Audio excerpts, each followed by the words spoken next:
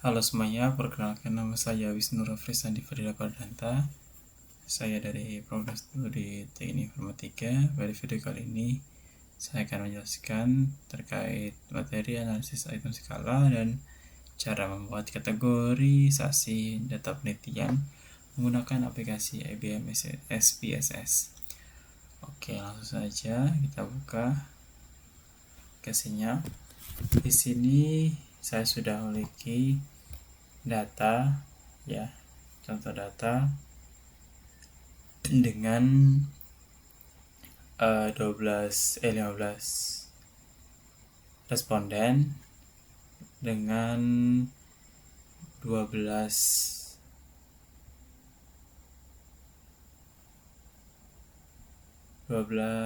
skala penilaian atau skala atau jumlah item skala pada skala Likert dengan skala 1 sampai 5. Lalu saya ingin mengelompokkan nanti setiap subjeknya itu ke dalam 3 kelompok, yaitu rendah, sedang, dan juga tinggi.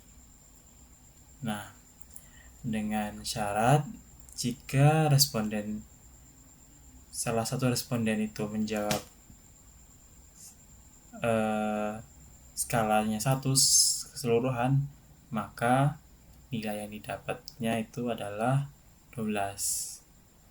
Sedangkan jika ada responden yang menjawab skala Richter itu 5 semuanya, dari 1 dari item pertama atau jawaban pertama sampai jawaban ke-12 itu 5, maka dia akan mendapatkan nilai atau skor tertinggi yaitu 60. Oke. Nah, nantinya range yang didapat itu adalah nilai tertinggi, yaitu total tadi 60 dikurangi nilai terkecil yaitu 12, maka yang didapat adalah range-nya itu 48. Nah, lalu nanti kita akan juga mencari mean. Sebenarnya sudah mencari nilai meannya. Nah, saya juga nilai standar deviasi. Namun sebelum itu, nilai mean atau data mean dan juga data standar deviasi pada contoh kali ini itu merupakan perhitungan hipotetik, artinya berasal dari distribusi teoretis skala. Dengan kata lain, yaitu mengkategorikan subjek berdasarkan standar teoretis skala. Jadi bukan perhitungan empirik ya, atau perhitungan pada umumnya. Jadi dia tuh berdasarkan skala. Oke. Jadi nanti meannya itu nilai maksimalnya itu 60 ditambah nilai minimal yaitu 12. Hasilnya dapatnya 72 lalu dibagi 2. Nanti meannya itu didapatkan nilai akhirnya itu 36. Sedangkan standar deviasi itu nilai range yaitu 36 dibagi dengan 6. Nah, mengapa kita menggunakan nilai 6? Karena secara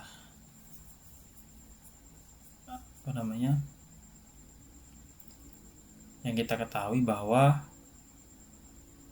6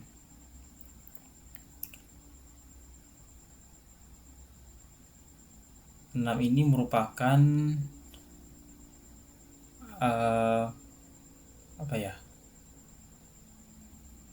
satuan pembagian satuan standar deviasi. Jadi untuk membagi kategori itu ada 3 bagian di kiri dan 3 bagian di kanan. Jadi totalnya ada 6 gitu. Dan untuk netralnya atau sedangnya itu berada di tengah-tengah 0 atau di tengah tuh. Oke. Lalu langsung saja kita akan mengkategorikan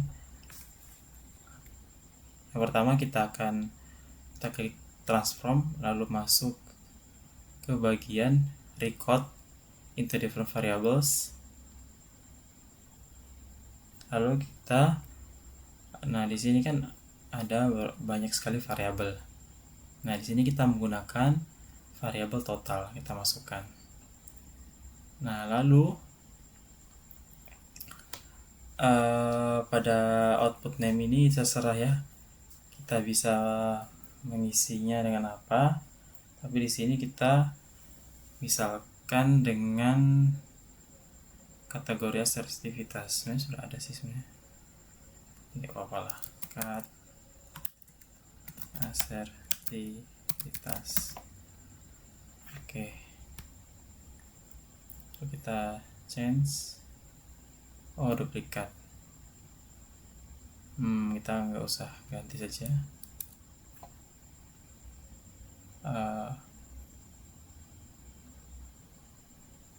Kita klik all news. Oke, lalu pada bagian out value kita akan isi sebagai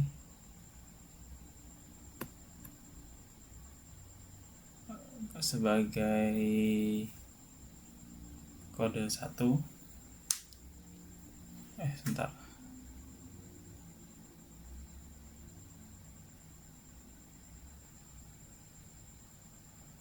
Oke, sebelumnya mohon maaf.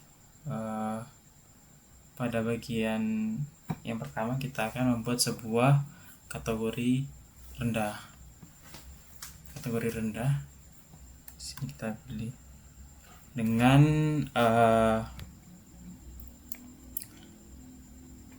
syarat itu adalah range-nya itu nilainya itu harus kurang dari 27,5. Jadi nanti kita isi di sini yaitu 27,5. Di sini saya pakai koma karena settingan dari laptop saya menggunakan tanda koma, tapi jika teman-teman menggunakan titik silakan. Oke, lalu di sini pada bagian sebenarnya kenapa kita taruh 27,5 atau nilainya 27,5 itu didapat dari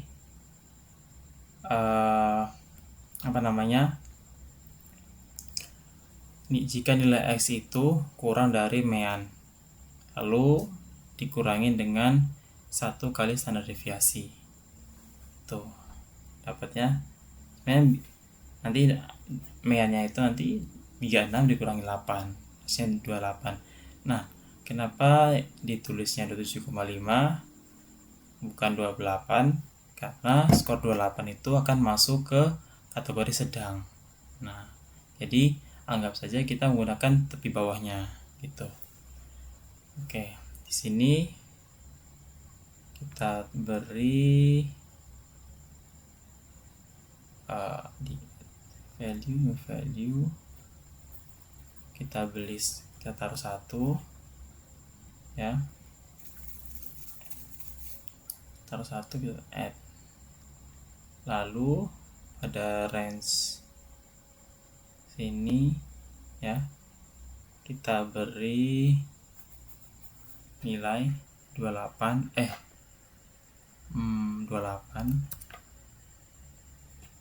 lalu true. Lalu kotak kedua kita beri nilai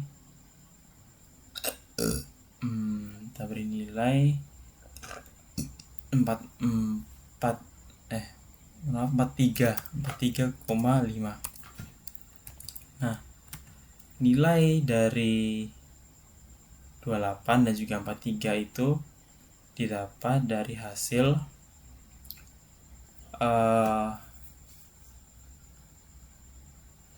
mean dikurangi standar deviasi ya. Jika yang pertama untuk nilai 28 itu seperti yang pertama, sama juga yang pertama, yaitu nilai mean dikurangin dengan 1 kali standar deviasi, dapatnya 28. Nah, lalu sampai dengan rentang 43,5. 43,5 ini dapat dari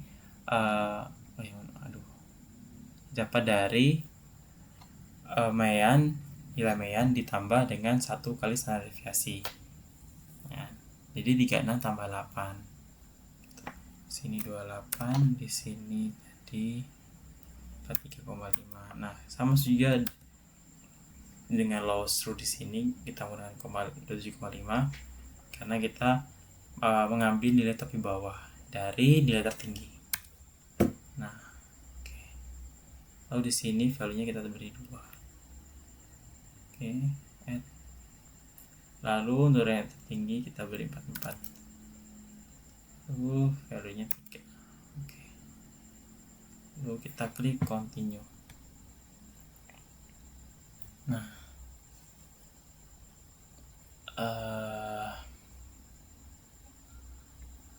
selanjutnya kita klik OK. Sebentar.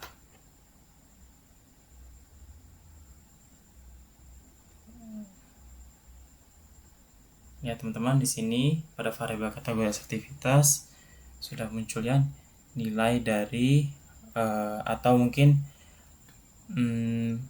responden ini dia itu nilainya ada di skala keberapa. Itu nah di sini untuk contohnya saya mengambil contoh pada responden pertama dia nilainya ada pada skala 3. Lalu untuk responden kedua pada skala kedua sedang. Oke. Nah, selanjutnya kita akan memberikan variabel atau value pada apa ya namanya nih, kalau di Excel itu sheet ya. Oke, di sheet variable view di sini pada variabel kategori asertivitas kita klik bagian values.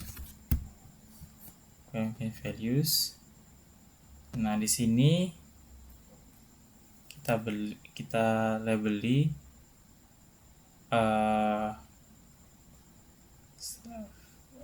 pada value 1 itu dengan kategori rendah. Kita klik add, lalu pada value yang kedua kita beri label dengan kategori sedang. Kita klik add lagi, lalu pada value yang ketiga kita berikan label yaitu tinggi. Nah, setelah itu kita klik OK. Nah, selanjutnya kita akan membuat sebuah kita akan menghitung frekuensi masing-masing kelompok. Nah, kita klik analyze, lalu deskripsi statistik, frekuensi,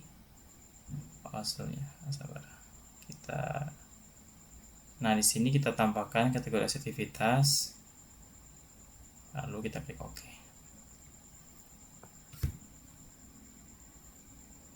Nah, di sini terlihat bahwa sebagian besar subjek atau responden itu memiliki asertivitas yang tinggi ya, dengan nilai atau dengan persentase 35%. Nah, dan hanya sedikit ya, tapi bisa dibilang walaupun sedikit tapi lumayan ya, dengan 4 responden ya,